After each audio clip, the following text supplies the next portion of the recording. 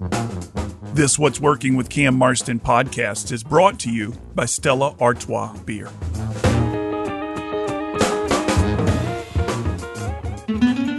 What's Working with Cam Marston is brought to you by Stella Artois Beer. Stella Artois is a perfect beer for celebration. Nothing caps off a big sale, hitting your incentive goals, or a profitable quarter like a round of Stellas. Brewed first in 1708 as a special Christmas brew, today Stella is a gift for everyone to enjoy year-round. Stella Artois. Find it wherever fine beer is sold.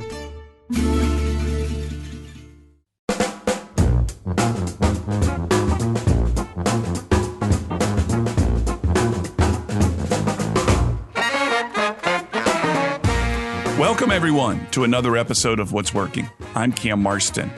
What's Working is the show designed to find guests that will bring you insights into the trends shaping their own workplace, in the hopes that something that they say about these trends will help you get a little bit better at what it is that you do. We focus on workplace, workforce, and marketplace trends and find the guests that can give us insights on those trends. And before we get in today's content, I want to give a big shout out to Bob Galloway. Bob, I know you're driving over near Gulf Shores right now as you listen to this. Bob approached me at a fishing tournament weigh-in, grabbed my hand, shook it, told me he was a fan of the show. He kind of listed for me some of his favorite guests. And it's wonderful to have these experiences with people who are out there listening, who can quote some of the guests back to me. It's just really great meeting Bob. Bob, have a safe drive. Thank you for listening. This show was begun now 4 some odd years ago. We're over 170 episodes at this point. And one of the reasons, there were many, but one of the reasons that I began this show is that I have an insatiable curiosity. I love asking people questions and getting to know why it is that they do what they do and what their background is, etc. A story my wife is fond of telling is that when she and I were touring the Biltmore Mansion up near Asheville, North Carolina, I was asked to step to the back of the line in the tour because I had asked so many questions. We were already an hour behind in the tour, and we were in room number 2. And the tour guide looked at me and said, "Sir, you're just going to have to either leave the tour or get to the back of the line. We got a pace to keep, and we're an hour behind schedule due to your questions." I love these things, man. I love asking questions. I'm a curious guy. And I began the show because it allows me to find people and ask questions. Otherwise, they think you're strange. You just don't pick up the phone and call somebody and say, "Hey, I've got about an hour's worth of questions for you. You don't know me. Would you mind answering these questions?" That's a little odd. However, you call them and tell them, "I'd love to put you on the radio and learn more about what you do." They're more likely to take your call. Not all of them do, but they're more likely to take your call. Driving up and down Dauphin Street in Mobile, Alabama, there are a number of beautiful buildings, one of which is closer to the Broad Street side of Dauphin Street, towards that end. It used to be a church. Today, it is the Alabama School for Math and Science. And I've looked at that building for years as I've gone up and down Dauphin Street and said, I wonder what goes on in there. I wonder who those people are. I wonder who those students are.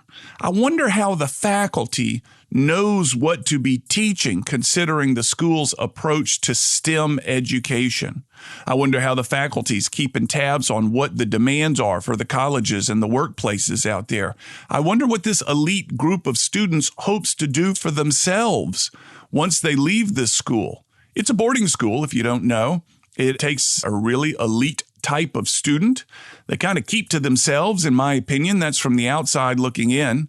We had a neighbor's son leave his school where we would carpool him from time to time and go to Alabama School of Math and Science. And the last I heard, he was excelling at Georgia Tech.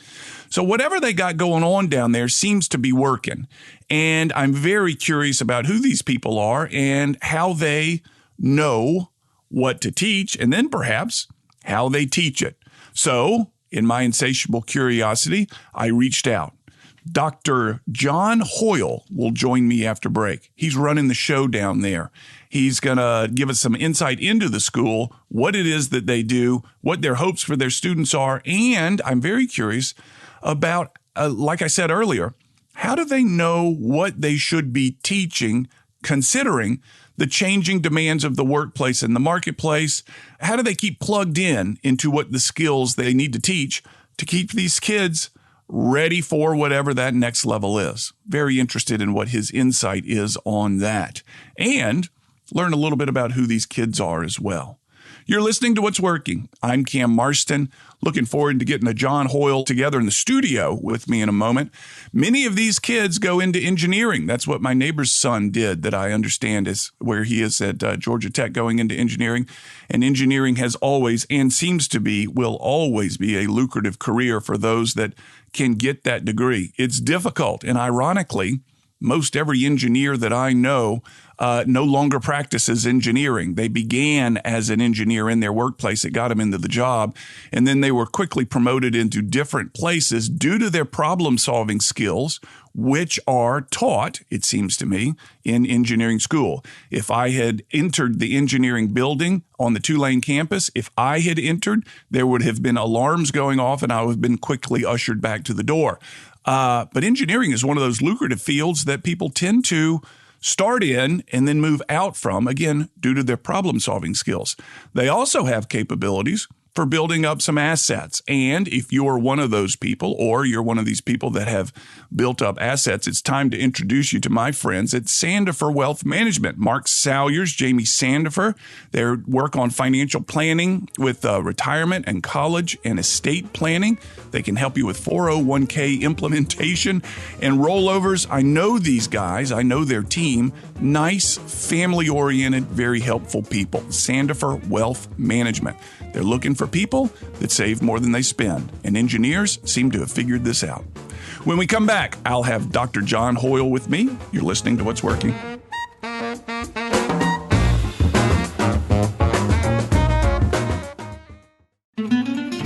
What's Working with Cam Marston is brought to you by Stella Artois Beer. Now offering the purchase of the Stella Artois Chalice, a beautiful stemmed glass with the Stella logo. The purchase of each Stella Artois chalice provides 5 years of clean water for someone in one of 13 developing countries around the world. Learn more at stellaartois.com. Stella Artois. Find it wherever fine beer is sold.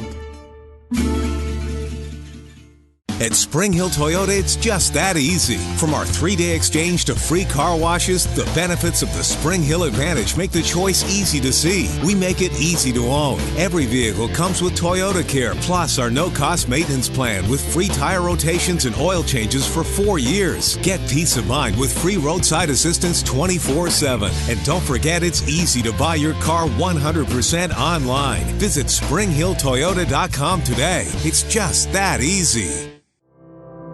I'm Eric Cromwell. The law firm of Cromwell & Associates can help guide your decisions regarding the life you've created with estate planning tools like wills and trusts. We've planned meetings with first-generation business owners and large multi-generational family groups.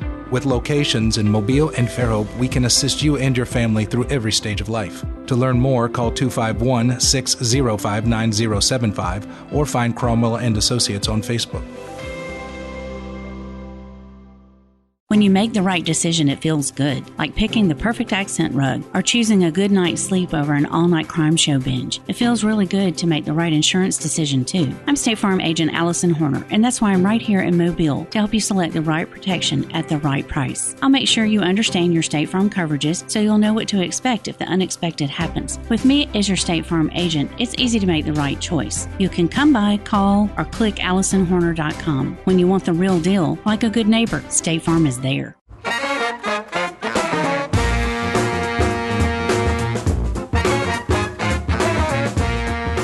We're back. You're listening to What's Working. I'm Cam Marston. Thanks for joining in. I'm with John Hoyle, a New Orleans native, a Katrina evacuee who is currently running the Alabama School for Math and Science. He is the president today, and we're going to learn a lot about what goes on in that big mysterious building along the side of Dauphin Street. John, thank you for your time. Welcome to What's Working.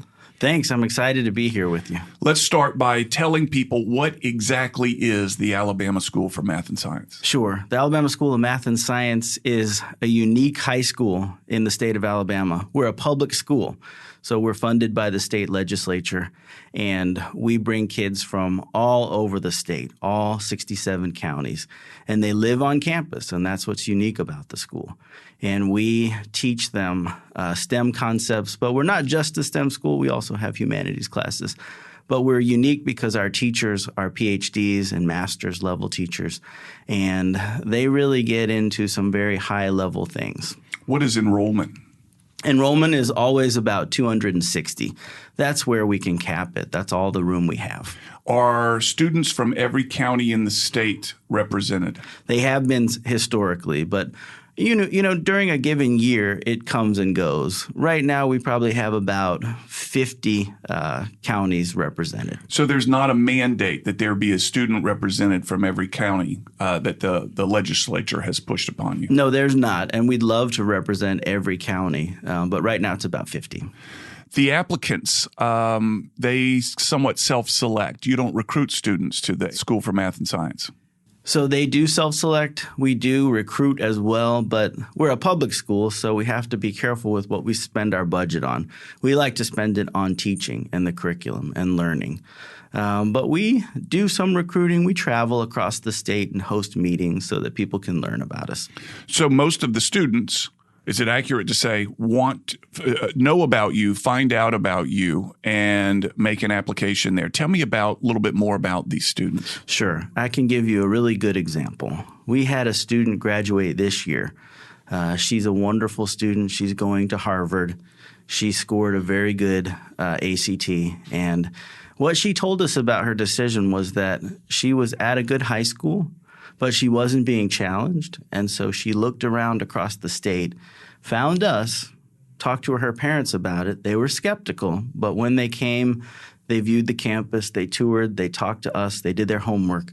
They decided that although she was pretty young and leaving home early, it was the best decision for her. And it turned out to be true. She got to do powerful research. She got to have many good experiences at the school. She became a leader. And now she's Harvard bound. No kidding. That's pretty good. What's she going to focus on in Harvard? Well, I don't know. And I love that she doesn't know yet. Yeah. Because too many kids are so young and they decide, I want to be this. Yeah. And maybe they get into college and they can change their mind. She has an open mind. I'm curious if, as people say often, kids these days, what's going on with kids these days? I don't understand kids these days. I had a conversation just the other day. Kids these days are soft. My suspicion is you don't believe that. Oh, I absolutely know that that's a lie. The data backs up that. I would put a kid today from my school up against any kid from the 1950s in terms of what their math skills would be. The kids at ASMS would wipe the table with kids from the 1950s. But they're not normal. They're abnormal kids. Yes, and I understand what people mean about kids today. But let's think back now. Historically, even back to Socrates, you had parents complaining about kids today. I love that quote, by the way, and I know what you're referring to. Please continue. So it's all a misnomer. From back in the days of Socrates, up through the Renaissance, up through the Dark Ages, up until now, people have always complained that the previous generation is too soft. They don't have the skills. I can tell you they do, and they're getting sharper. Look at the ACT scores. They rise every year because it's not because the test is easier. It's actually getting a little harder. It's because people are getting smarter. Students are getting smarter. Do you know the skills that we require students to learn to graduate from ASMS and other schools? They're nothing compared to they're so much more than what we had going on even 15, 20 years ago. And I'm encouraged with your comments, and perhaps we can get into why I'm encouraged by them a little bit later on. But where does the kids these days are soft attitude come from, beginning with Socrates? Well, it's a good question. I think that a lot of folks don't like to see kids on their phones and devices and too much into computers and video games. Yeah. But there were things back then that also took kids' time up. Yeah. I would be interested to bring someone from like the 1920s into today's society to see how they would fare in a current high school setting. I think there would be a major adjustment. I was with a group not long ago, California Grocers Association, giving a workshop for them. And their challenge is getting kids that can engage. I mean, one of the challenges that I've worked with different grocery stores on in my seminar business is getting their cashiers, which are usually younger people, to make eye contact and smile and say hello to the customer. And so I'm going to play the stereotype here, and I'm confident you're going to debunk me. When you go into a group of students that are truly excel in math and sciences like yours do, you told me that you do teach humanities. My suspicion is you have a lot of introverts. They look at the extroverted one looks at your shoes when they talk to you versus their own, that old standard joke. Talk to me about the social skills of these kids. So what we've recognized in the past 10 years is that some students are introverted and they do lack some soft skills, but they have brilliant minds. And so how we've tried to bridge that gap is to focus on leadership skills through the Joe Bonner Leadership Academy that we now offer at the school, as well as a communications class that all students have to take. So they go through public speaking, they develop resumes, they do speech and debate, they have to deliver speeches, they have to have good writing skills. And we're confident that just those small tweaks we've made to our curriculum are helping our students stand out when they go to job interviews, when they interview for top-level college positions. The data is backing that up. You began in what year? It's right here in front of me. The school began in what year? 2000? ASMS started in 1989. 1989. Okay. What are your graduates doing these days? How closely do you track them? What is their success post-education land? So I'll give you a quick anecdote. Kevin Dolbear has been a chemistry teacher and biology teacher at ASMS for about 17 years. He recently had a health scare. And when he went to the hospital, in that emergency room, he laid eyes on somebody he recognized. It was one of our alumni. That alumni saved his life that day. Our alumni are doctors. Unfortunately, some are lawyers. Many of them are college professors. They're in all fields, and they're not just in Alabama making a difference. They're spread out all over the world. Yeah. So do you keep up with them? What is an alumni event like for your group? Is it there's so many questions. What is it like for your group? Well, they're everyday, ordinary folks in many ways. They're just very bright and successful. Yeah. I really want to get into STEM and the significance of it. And in my opinion, here's Cam Marston on his soapbox. Through the past 4, 5, maybe 6 years, there has been a pushback to science. And we saw this everywhere from the Oval Office to the people out there today who are refusing the vaccine because of the fear in it, thinking that the science is not good or that they've begun distrusting science. At the same time, there is the cry for more STEM education. Talk to me about that, if you will. So science is probably one of the most important things that students can study in school, along with math. And that's our bread and butter. We see that people save lives when they know a lot about science. Lots of our students go into medical fields. They're nurses, they're doctors, they run hospitals, and they're saving lives on a daily basis. So I think a lot of that culture war stuff is not anything ASMS is interested in. We're interested in making a difference in Alabama, and we do that through our graduates. So you've not seen a decline in interest in you in the past 5 or 6 years due to, as you put it, probably accurately, the cultural wars that we've seen as a nation? No, I have not. We can't spend a lot of money on advertising, so in some unfortunate ways, we're a hidden gem in Alabama. But for the people who know about us, for the people who are seeking an advanced diploma for a high school student, we're just what they need, and our enrollment numbers have not declined. Yeah. So is there a waiting list for the school to get in? Yes, we do have a waiting list. We do attract more girls in Alabama than we do boys, and we'd love to know more about why that is. But it just could be that a lot of boys like sports in Alabama, and maybe the old adage of girls being a little more mature is something that is true. I will give you my theory on the girls versus boys because I've had that conversation in this type of environment in the past with an educator, and he claims there's been a pendulum swing movement well towards the feminization of education. And we'll talk about that theory when we come back from break. I'm with John Hoyle. He's the president of the Alabama School of Math and Science. You're listening to What's Working. We'll be right back.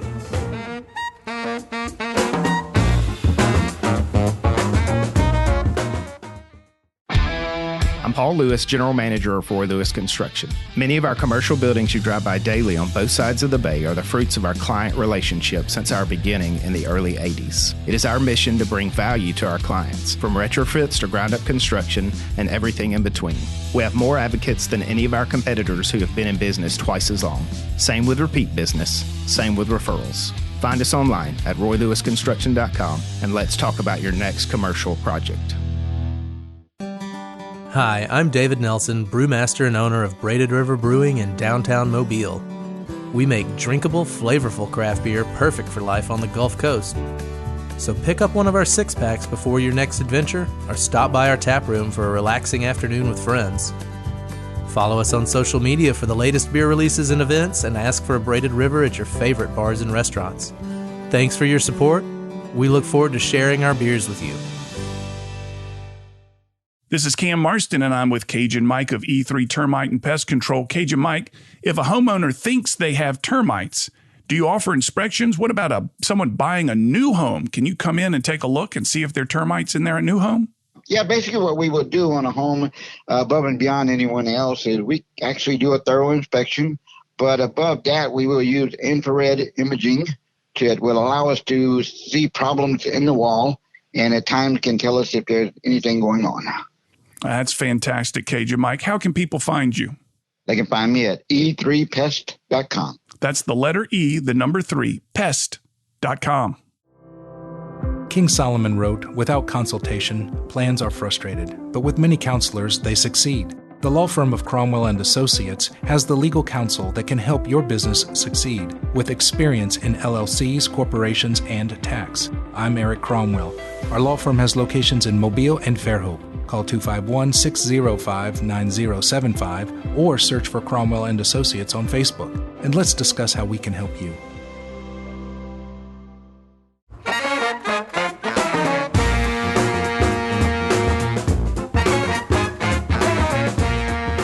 We're back. You're listening to What's Working. John Hoyle is the guest in the studio with me today. He's the president of the Alabama School of Math and Sciences. His students are an elite group of people across the state of Alabama who are there to really pursue something at the next level, if you will.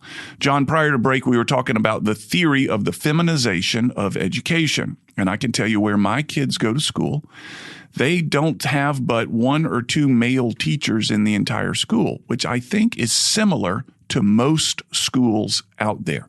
And they have not received an influence of a male teacher until they're in, I think it's middle or upper school. Furthermore, there's not an African-American male teacher there. There's only 1 or 2 African-American female teachers. So the guy that I talked to this about suggests that there has been a pendulum movement towards the feminization of education, which has left the boys behind, because many of the behavior that a boy exhibits in the classroom, he is punished for, in some cases, by a female teacher who just thinks that that is acting out versus a boy.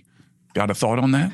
And that could be the case for elementary school levels where you have so much emphasis on testing and prepping for state standardized tests, and kids can't get out for recess. They can't move around as much. So there may be something to that theory, but I would argue that when they come to ASMS, regardless of whether they're a boy or a girl, they're going to have a unique experience where they're treated as equals and where they can make a name for themselves and learn a lot,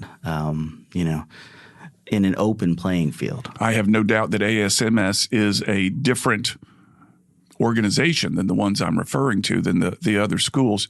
Do you know off the top of your head the percentage of male faculty? That's a good question. I would say it's almost half. Yeah, that's awesome, man. That's awesome. Do you recruit aggressively for faculty as well? Well, our faculty really like working at the school. We probably have the most outstanding faculty of any high school in the state of Alabama. Yeah. So we do a good job of filling positions, but they don't come up very often because people are pretty content at the school. Let's talk about STEM. The focus of the show is workplace and workforce trends. STEM has been an important part of the workplace and workforce for a while now. Can't exactly remember when it came to surface. But first, tell me about what STEM is. And then secondly, I read about the designation that you all recently received. Tell me about that. So we earned Cognia STEM certification. And what that means is that an outside assessor came in, took a look at our program. We had to offer up a whole lot of data, about 200 pages that we had to write. So we wrote a term paper to sort of prove that we were doing a good job of offering a STEM-based curriculum to our students. So it didn't include the success of your students picking up the STEM content. It only included content of what you were offering to the students. Is that correct? No. Some of the data that we did provide included what our alumni are doing and data related to graduation rates. Yeah. And success rates. For those listening that don't know what STEM is an acronym for, go ahead and tell us, please. So it's the S is for science, the T is for technology, the E is for engineering, and the M is for mathematics. And how do you keep up with what the marketplace needs you to be teaching? So prior to us beginning this conversation, hypothetically, there was a robotics company. I know the Northeast is heavy into robotics. Well, let's say it's anywhere in the state of Alabama. And do they come to you? Do these companies come to you and say, hey, your graduates are proving to be wonderful people, but I need them smart in this when they get here, and it needs to start in the high school level? Yeah, this is one of the most powerful questions that we ask ourselves as an institution every year.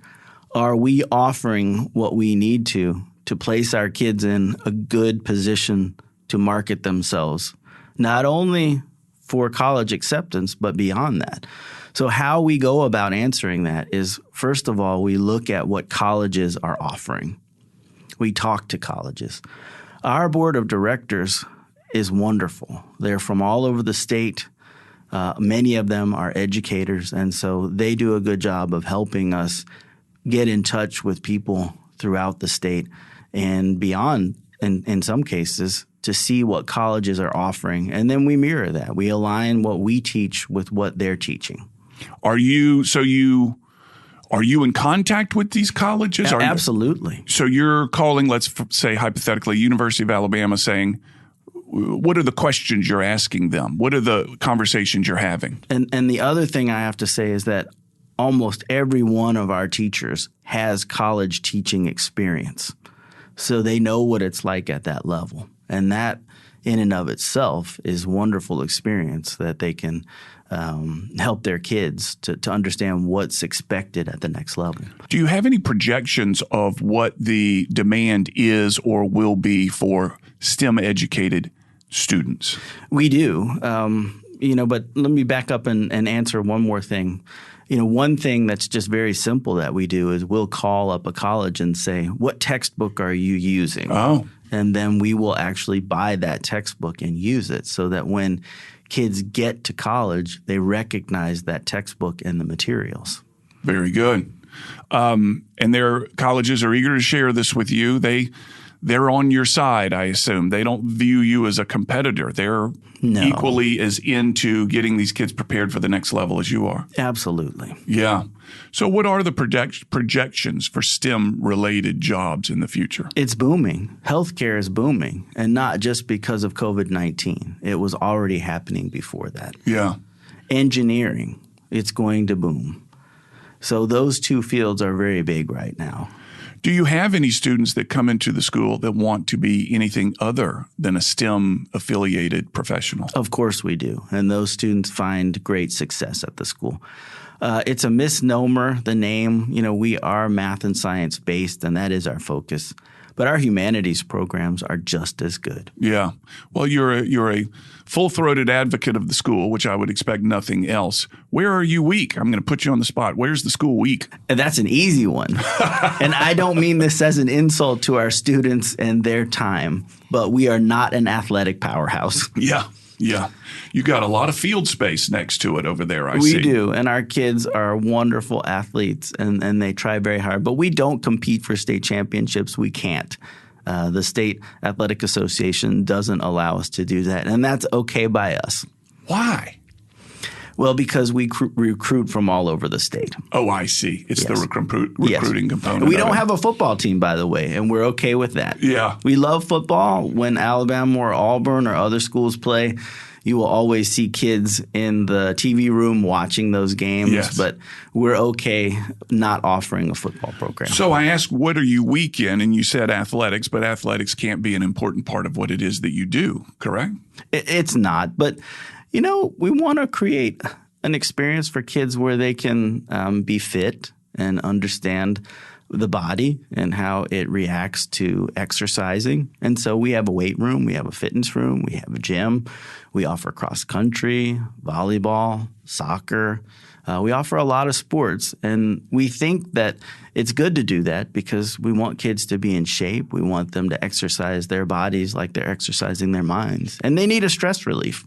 Who do they compete with if they're not allowed to play with the Athletic Association? So when I was an athlete in high school, we played maybe 36 basketball games during a season, and that was a robust schedule.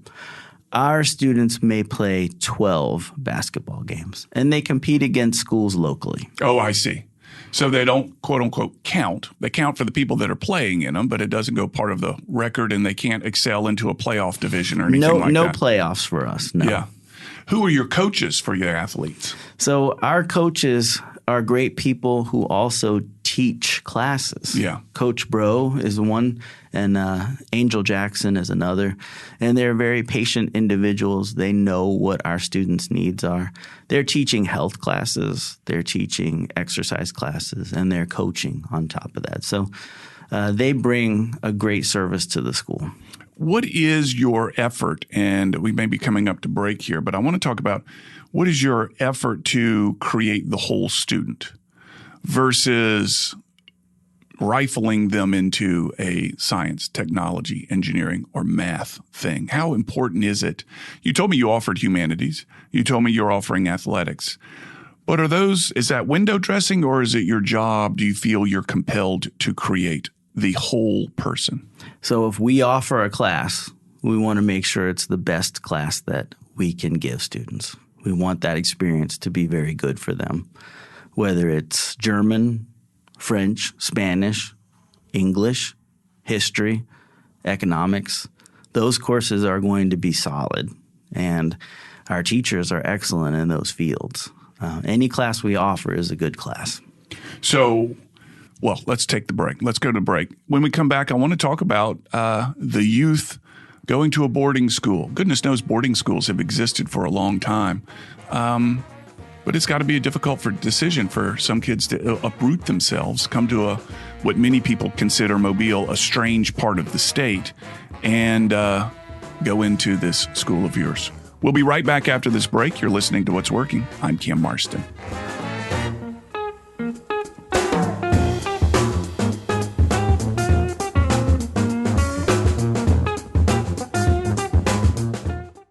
At Roy Lewis Construction, we're in the business of adding value. Whether it's working with you to meet your unique business needs or making investments in our community in lasting ways, providing unparalleled value and quality in every commercial construction project. When planning your next commercial project, reach out to Roy Lewis Construction. We'll pair you with a designer that best suits your project needs and work with that designer to balance the best architectural outcome with the best budget outcome. Find us online at roylewisconstruction.com, building legacies one relationship at a time. At Spring Hill Toyota, it's just that easy. From our 3-day exchange to free car washes, the benefits of the Spring Hill Advantage make the choice easy to see. We make it easy to own. Every vehicle comes with Toyota Care, plus our no-cost maintenance plan with free tire rotations and oil changes for 4 years. Get peace of mind with free roadside assistance 24/7. And don't forget, it's easy to buy your car 100% online. Visit SpringHillToyota.com today. It's just that easy. I'm David Nelson, brewmaster and owner of Braided River Brewing. We want beer that goes along no matter where the adventure takes us and that doesn't make us choose between great beer and drinkability. We're drawn to the Delta and united by beer because to us, the best way to celebrate the Delta is to slow down and savor the moments and the beer together. Come visit our tap room in downtown Mobile and ask for us at your favorite bar or restaurant. Visit online at braidedriverbrewing.com. Think about how people really see you. The kid at the drive-thru just sees a coffee drinker. Please pull forward. Your local barista sees the person who loves a smiley face in their latte. See you next time. It's kind of the same way with insurance. Other insurance companies just see a customer, but a State Farm agent sees more. They see you as a neighbor. Your State Farm agent is here to get to know who you really are so they can help life go right. Call me, State Farm agent Allison Horner, in Mobile at 666-1616.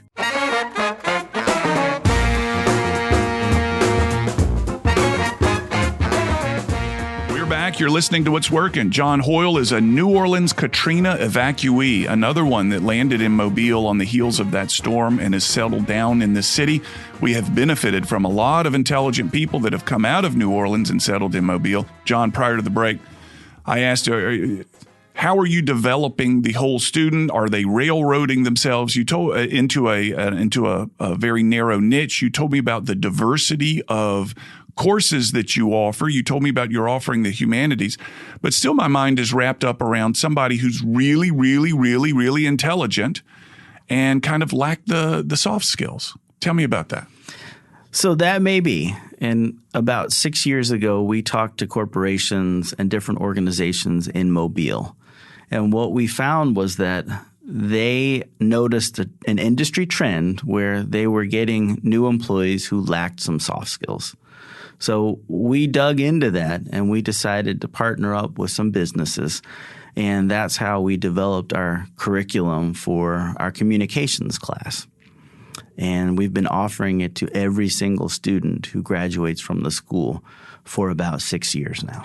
What is involved in the communications class? It's such a broad term. It is, but they're getting attention to their soft skills. Yeah. They will have to deliver a speech.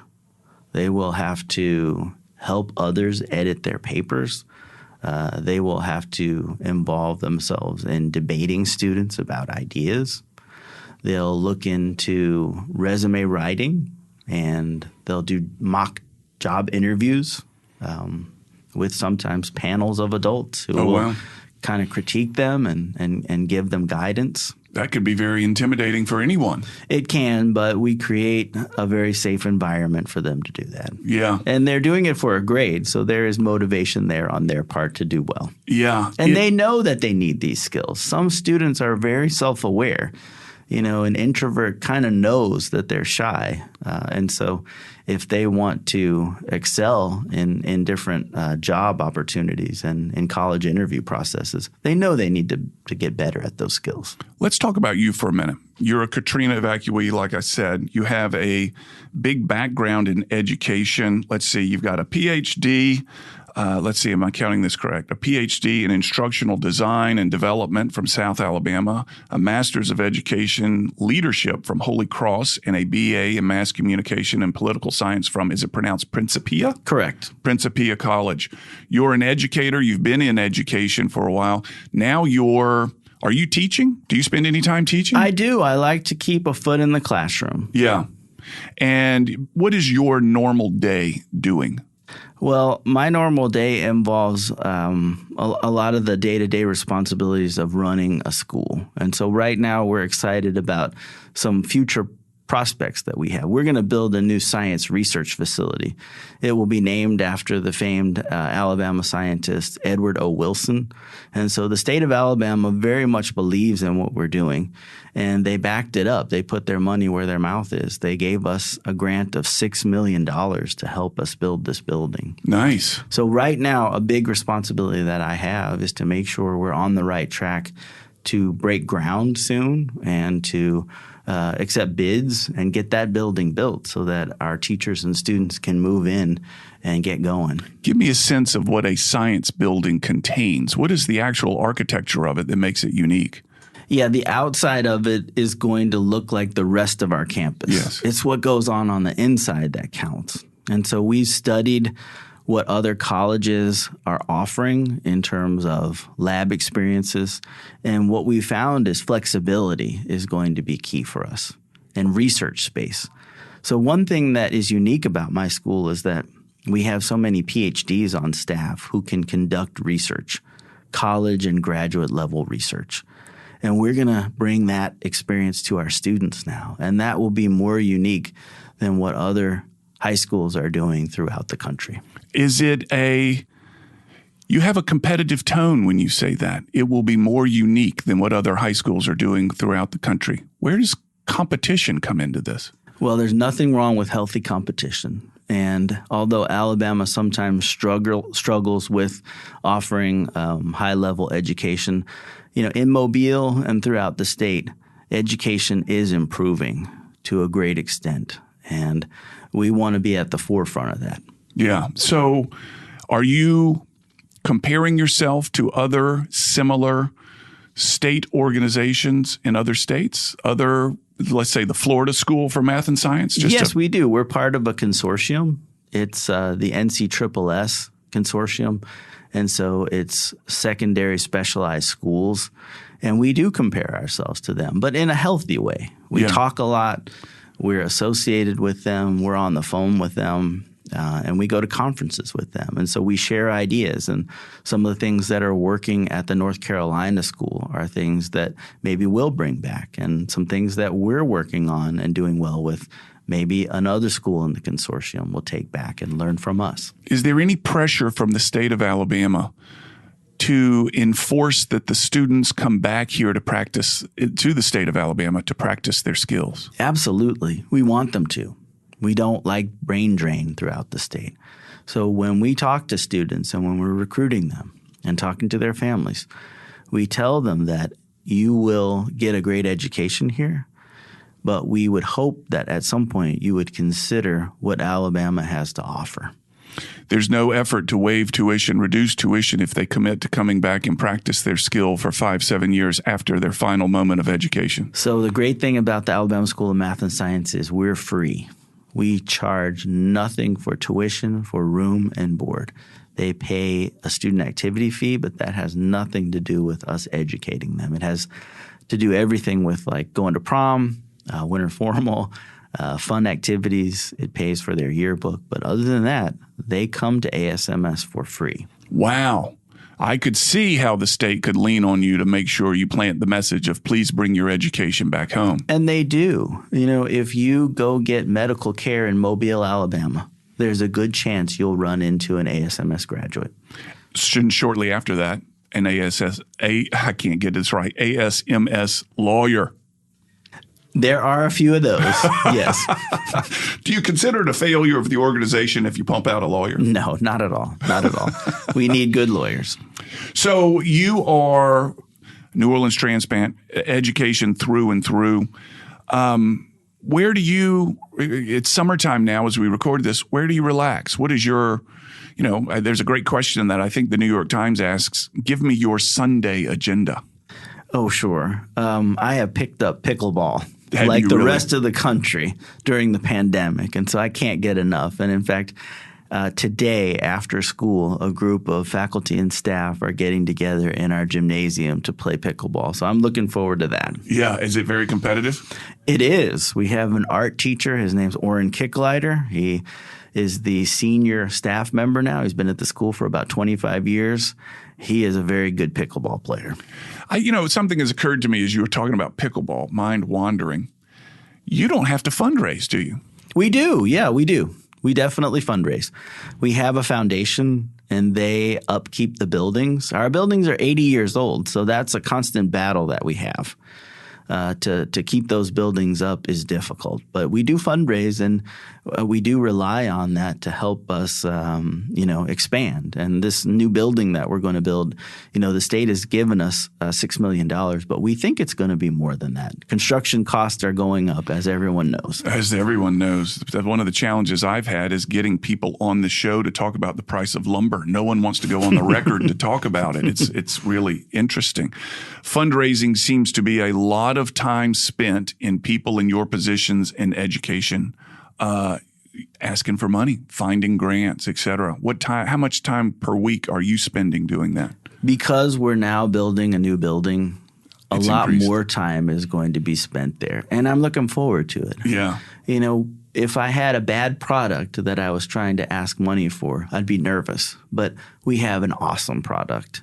Our school is amazing. And so I'm excited to talk to people about it. Yeah. Tell me about, I've heard, kind of get into anecdotes here, working with PhDs. These are research-oriented people, and they can get very bitter over parking spaces, things of that nature. There's a funny joke, and I can't remember it, but they can really argue and debate over data, but they will come to fisticuffs over parking places. So we have no problem with parking other than on Tuesday afternoons and in the morning when the Presbyterian Church here in Mobile offers their food drive. But since that's such a worthy cause, no one has really complained about those parking spaces. But our faculty are very normal. They're nice people. And what we look for are folks who fit into our culture. Yeah. So that's not hard to find in this area. There are very smart people in this area who are going to be good teachers and have come to us. So when I ask the question, what are the trends in education? STEM is such a broad answer. So I think of it this way. Fads are things that come and go. Fads are fun to observe. Trends last longer. Principles are fundamental. Socrates talked about principles. The show is about trends and how they support the principles. What are the trends in education right now that you're watching? It's a good one. Outside of the curriculum, a student's mental health is something that a lot of school systems are talking about and worried about now. And I think that has a direct impact from COVID. We were isolated for a while, and that doesn't do kids justice. We're social beings. We like to be around people. But we were fully in person last year for most of the school year. We spent a couple weeks at home, remote learning at the beginning of the year, and then halfway through the year we spent a couple weeks at home. But by and large, we were in person, and we plan to be in person next year for the entire year. So the trend is mental health with the students. How are you measuring that? It's good. So we track what students are having mental health challenges, and we have a full-time personal counselor on staff. We have a robust team of residence life folks who really look after the kids and care for their well-being and their emotional stability. These are very competitive individuals. They hold themselves to a high standard. In order to get into the school, they've got to be competitive and hold themselves to a high standard. It would seem they're vulnerable to mental health issues even prior to COVID.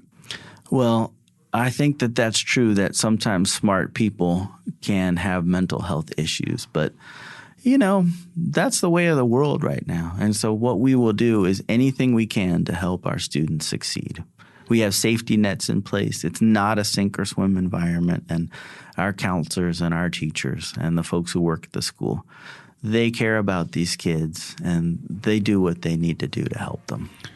Somebody's going to want to know where I can find out more about your organization. Tell them how to do that. Sure. So we're online. We're at www.asms.net. Our website can offer you a lot of information about the school. John Hoyle, I'm glad to have you in Mobile, Alabama. I'm glad that Katrina flushed you out, and I'm glad you've stayed here. Thank you very much. Thank you. We'll be back after this break with final comments. You're listening to What's Working.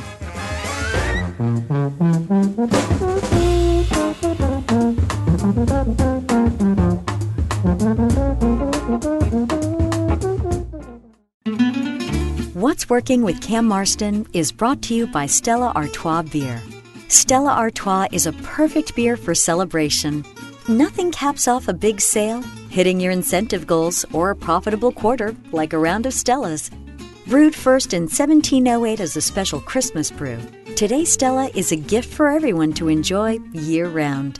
Stella Artois. Find it wherever fine beer is sold. This is Cam Marston with Cajun Mike of E3 Termite and Pest Control. Cajun Mike, houses on pilings can have termites eat their way up inside the piling and enter the house. The homeowner never knows about it, but your company offers protection. Tell me about that. Yeah, Cam. Basically, what we have designed is a program, and what we do is we will actually drill to the center of the piling and put a product in the center that will stop the termites from coming up into the home. Stucco exteriors as well? Correct. How can people find you, Cajun Mike? They can find me at e3pest.com. That's the letter E, the number 3, pest.com. At Spring Hill Toyota, it's just that easy. From our 3-day exchange to free car washes, the benefits of the Spring Hill Advantage make the choice easy to see. We make it easy to own. Every vehicle comes with Toyota Care, plus our no-cost maintenance plan with free tire rotations and oil changes for 4 years. Get peace of mind with free roadside assistance 24/7. And don't forget, it's easy to buy your car 100% online. Visit SpringHillToyota.com today. It's just that easy. Hey, this is Cam. Thanks for listening, and I hope you're really enjoying the podcast. Do me a favor and search for Cam Marston on your social media outlets and like us or follow us or whatever is the right thing to do. Also, if you know others who'd benefit from the podcast, please forward it on to them and encourage them to listen. If you're so inclined, we'd love your rating on Apple Podcasts or wherever you get your podcasts. Those ratings matter. Finally, don't be a stranger. Email me with your comments, your feedback, your thoughts, your show ideas, whatever. Cam, C-A-M, at cammarston.com. I'd love to hear from you. Again, thank you very much for listening. Now, back to the show.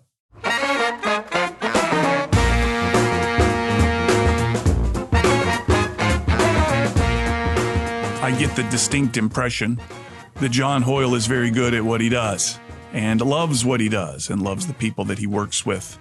You could see it in his eyes. I know you couldn't, but I could see it in his eyes when he talked about the work that he does and the peers and colleagues as well as the students. And it's wonderful to find people with such pride of the places that they work and the people that they produce and their outcomes.